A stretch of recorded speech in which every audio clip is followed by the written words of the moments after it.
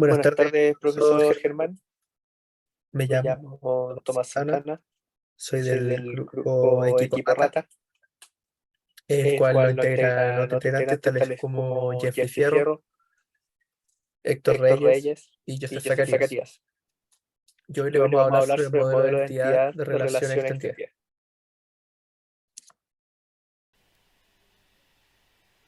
Atributos opcional u obligatorio. Dependiendo del universo de discurso, cada atributo puede ser obligatorio u opcional.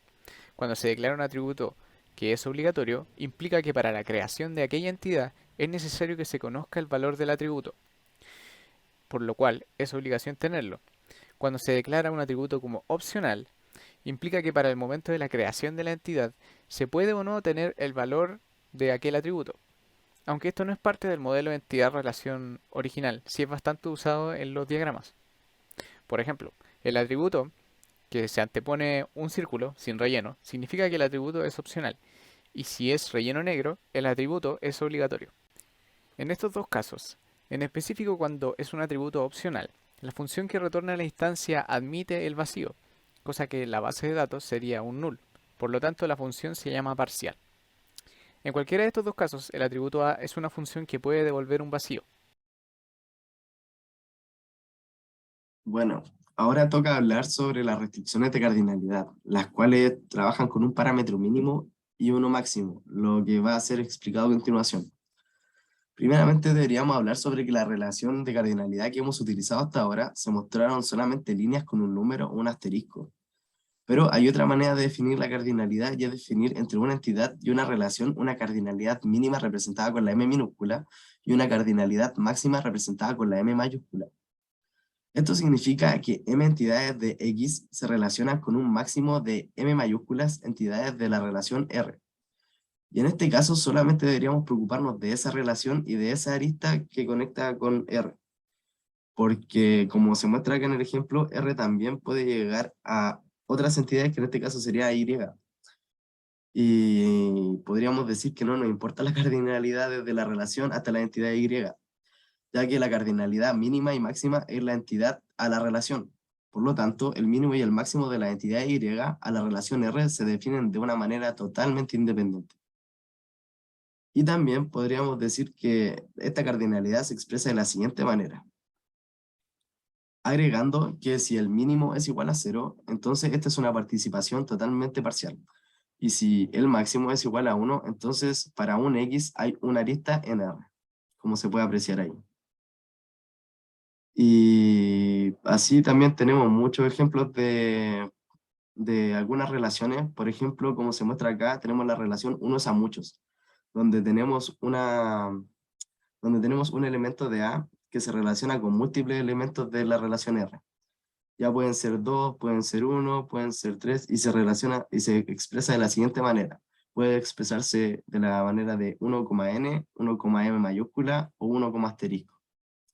También tenemos el otro ejemplo de 1 es a 1, donde un elemento de la entidad se relaciona con un elemento de la relación, que se expresa de la siguiente manera.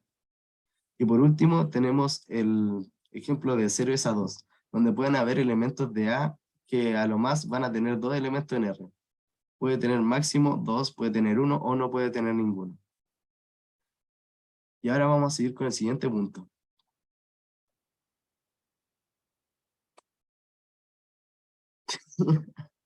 Ya calma, déjame pasar esto. Para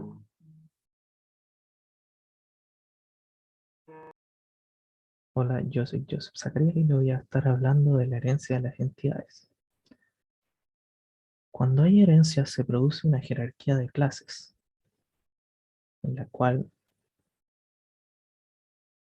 esta herencia solo se produce en las entidades y no en las relaciones. Por lo que si tenemos una clase I, la cual hereda atributos, hereda de la clase X, esto se representa con un gráficamente, sería ELISA o la U hacia arriba, apuntando a la superclase, lo cual la superclase es la clase de la cual las subclases heredarían los atributos y las relaciones que ésta tenga.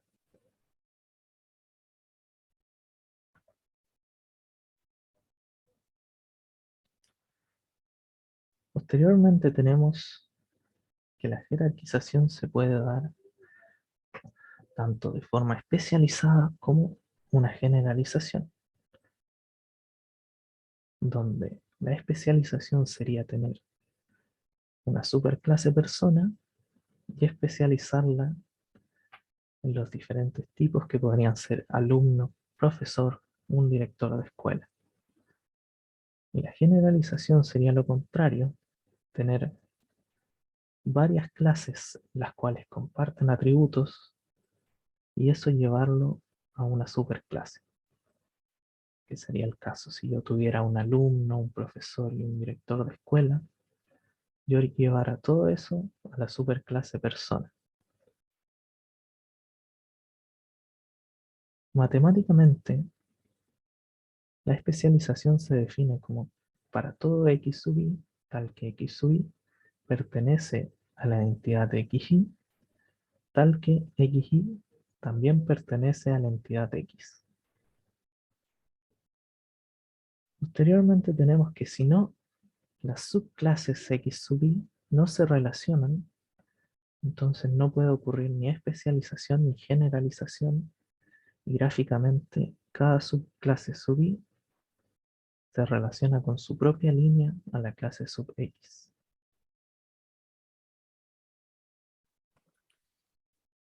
Bueno, yo voy a hablar ahora de la herencia de los atributos. Esto es una propiedad muy importante de las entidades, tanto de nivel superior como inferior.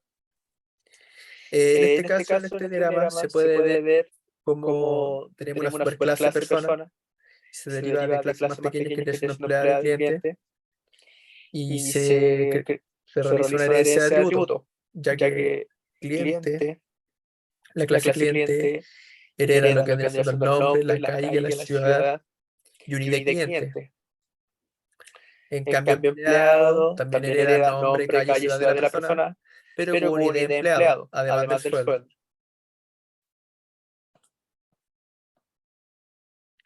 También de esta herencia de atributos está la categorización, la cual partimos desde una X que viene siendo hasta superclase,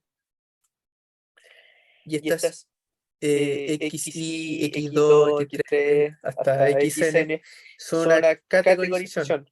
Ya estas se forman si existe una unión, como podemos ver acá en una unión que las complemente de esta superclase grande.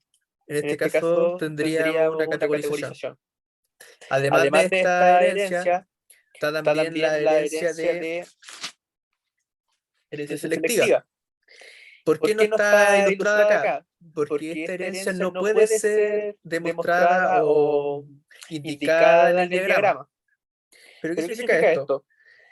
Si tenemos un atributo que pertenece a una clase, este atributo solamente puede ser heredable de una clase. O sea, de la clase se puede heredar el atributo. ¿Por qué? Porque esto depende de la instancia. Ya esto no se puede mostrar en un diagrama. Y es por esto que se le llama herencia selectiva. Bueno, vamos a ir con la restricción inherente en especialización. En este caso, estamos viendo si existe un X en alguna XY. En este caso, si la participación es total, el diagrama va a tomar una forma de doble línea. ¿Cómo es esto? Bueno, aquí está el diagrama de la doble línea. Vemos que está X arriba como una entidad y abajo van los atributos. XY, en este caso X1, XO, XN. Ya. En el caso que esta participación fuera parcial, significa que los elementos de X no están asociados a ningún XY. Continuemos. Ya. Luego está la restricción inherente en categorización. En este caso, estamos viendo la participación de elementos XY de los X. En este caso, los atributos con las entidades. Más específicamente, las categorías. Si la participación es total de X, para todo X, de que X exista una unión con la XY, podemos decir que X pertenece a X. Bueno, aquí en este caso, o sea, que el atributo pertenece a la entidad. Y en este caso se presenta el diagrama de la siguiente forma. Como podemos ver, el símbolo que está acá, donde están viendo la flecha, es como una C invertida. Así. Vamos a continuar. Luego tenemos la restricción inherente de membresía en especialización de disfunción. Ya, en este caso son clases X que no comparten elementes, no comparten atributos. En este caso se denominan con la letra D, y ahí está explícito en el diagrama que estamos mostrando.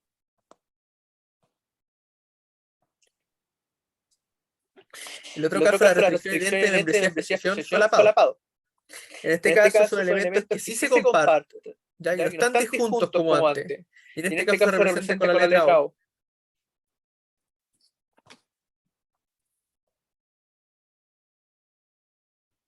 Bueno, ahora les voy a hablar de las diferentes restricciones de definición en especialización que podemos tener. Una de ellas es la restricción arbitraria, en la cual es el usuario el que define de forma lógica a dónde van a ir los atributos de la clase sub X a las especializaciones X sub Y. Después podemos tener la restricción por atributo, en la donde por lo menos un atributo de la clase sub Y va a determinar a través de un valor a qué especializaciones X sub Y va a caer. Matemáticamente y gráficamente se expresa de esta forma. Después podemos tener la restricción por condición, en la cual se formulan condiciones lógicas, las cuales van a determinar a qué especialización X sub Y va a caer cada atributo de la clase sub X. Estas condiciones pueden ser, por ejemplo, mayor que. Ya, ahora sí. Bueno, el siguiente punto del cual nos toca hablar trata sobre la herencia múltiple. Y básicamente, ¿a qué podemos llamar herencia múltiple? Simplemente, la herencia múltiple trata de cuando una subclase hereda de más de una superclase. Y hasta ahora hemos logrado ver hartos tipos de herencia donde se incluye, por ejemplo, la simple, la cual le hemos llamado especialización jerárquica. Tenemos la de selección, la cual se llama categorización, y tenemos la múltiple, la cual llamaremos especialización reticular, ya que es como un grafo. Y, por ejemplo, a diferencia de lo que ya vimos con la herencia simple, que solamente hereda de una superclase, que en este caso, por ejemplo, trabaja como árbol jerárquico, acá tenemos que, por ejemplo, este elemento de Y3 podría ser una herencia múltiple, ya que está heredando de W tanto como de Y. Y también al lado derecho, tenemos un ejemplo de algo que no está permitido, y es que existan dos raíces para una misma subclase. Y esto es algo que realmente no está permitido. Bueno, y acá tenemos una herencia múltiple, lo cual, o sea, la clave de en lo que consiste la herencia múltiple. No, mentira, ahí corta, hermano, ahí corta. Porque esa parte no sé si la tenés que decir tú o no sé si la tengo que decir yo. Calma. A continuación se darán a conocer 4 modelos de entidad-relaciones extendidas. El primero es un caso, en el cual el conjunto de entidades faculty se puede descomponer en subconjuntos, adjunct faculty y full-time faculty. Los miembros adjuntos del personal docente imparten clases en tiempo parcial y por lo general se citan con una base temporal, mientras que los docentes de tiempo completo son empleados regulares que trabajan sobre una base continua. A los docentes adjuntos se les paga por curso, mientras que a los docentes de tiempo completo se les paga anual. Todos los docentes tienen atributos como Faculty ID, Last Name, First Name y Rank, pero los miembros Adjunct Faculty tienen un atributo local llamado Course Pay Rate, lo que significa tasa de pago por curso, mientras que los Full-Time Faculty tienen un atributo local llamado Annual Salary, lo cual es el salario anual que les pagan a los Full-Time Faculty. Podemos tener casos de mezcla, de solapamiento y traslape, con participación total y parcial. Por ejemplo, en esta donde una persona muy genérica tiene un ID, su nombre y su apellido, y estos son heredados a faculty y students, los cuales a su vez students tiene créditos, los cuales son heredados hacia undergraduate y graduate, y los cuales son heredados hacia los diferentes funcionarios de la institución. Y faculty, como anteriormente conversamos, los adjuntos de la facultad y los full time de la facultad son heredados directamente. Luego, con respecto al caso anterior, solamente con la parte de los estudiantes, la parte de los estudiantes sin graduar se puede modelar con condiciones, es decir, con lógica de predicados, los cuales se pueden apreciar en esta parte. Y finalmente, tenemos el diagrama de clases, que utiliza la herencia múltiple también para modelar a los diferentes profesores y las clases y los profesores asistentes también. Las relaciones múltiples se las vamos a explicar a través de un ejemplo de arriendo de vehículos, en el cual primero tenemos el modelo donde se relaciona tanto el local como el auto, definiendo en la relación la fecha, desde qué fecha hasta qué fecha va a estar cada auto en cada local. Posteriormente agregamos la clase persona, que es una superclase y tiene las subclases empleado y cliente solapadas, donde empleado se relaciona con el local.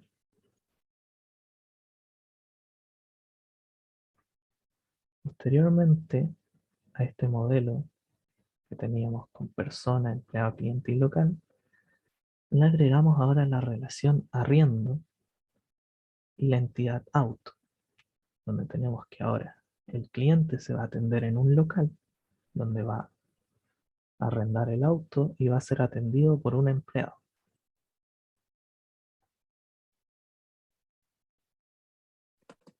Bueno, para ir terminando, vamos a ir hablando de la agregación.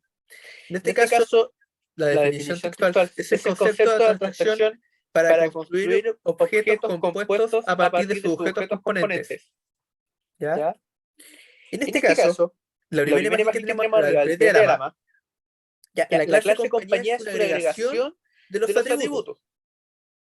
¿Ya? Lo podemos ver claramente porque tenemos un nombre C y una dirección C, que se va formando desde la solitante empleo hasta entrevista esta compañía. El segundo diagrama, vemos que solicitante empleo en este caso es una agregación de los atributos. ¿Ya? Porque aquí se ve la oferta de empleo hasta la entrevista junto con la compañía. Pero ¿qué pasa en este caso? En este caso tenemos algo incorrecto. ¿Ya? Porque en este caso está diciendo que la entrevista siempre va a recurrir a una oferta de empleo. Y eso no es verdad. Pero en este caso, tenemos una relación entre relaciones. Y esto está prohibido. ¿Ya? Entonces también vendría siendo incorrecto, pero peor que antes. ¿Qué se tiene que hacer? ¿Ya? En este caso, se crea un CCE, que significa Compañía de Solicitud de Empleo, que es una entidad virtual. De aquí se puede formar la agregación como corresponde.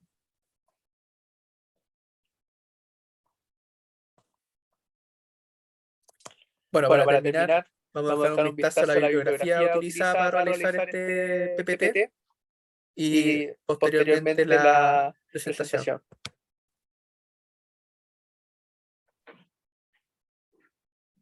Eso.